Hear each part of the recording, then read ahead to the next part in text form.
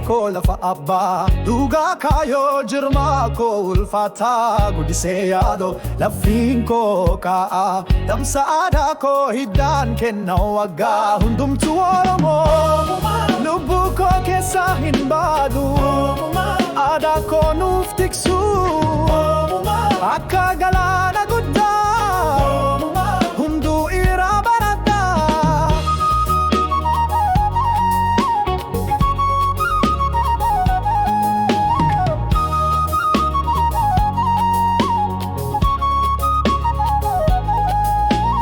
Hiriyaa koo maaliin sirbaatti garaagalee ichisaa achi gadi midhaaniif shubbisalee harka wal qabannee akka bunaa wal taanee nuuf jiraatu Oromummaa hin daganne galmaa tokko qabna akka urjii lamaan waaqa dhihuu jala walwaliin harka qaban haasawaa aadaa keessa afaan dhugaa dubbanna Oromummaa yaa'ii faanuuf haa jiru bara baraan lubbuu koo keessaa hin baadu aadaa koo nuuf tiksu akka galaana guddaa hunduu irraa baradha.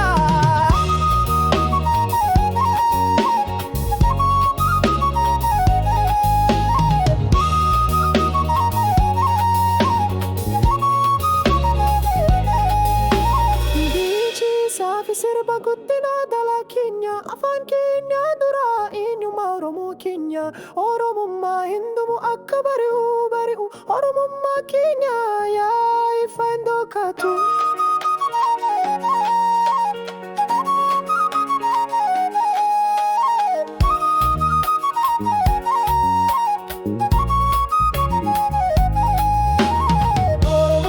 Lubbuu koo keessaa hin baadu aadaa koo nuuf tiksu akka galaana guddaa hunduu irraa baradha.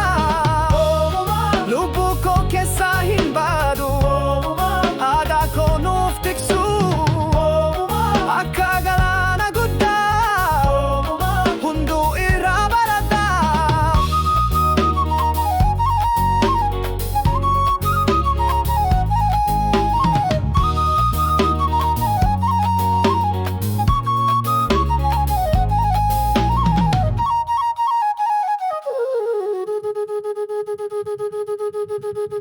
Thank you.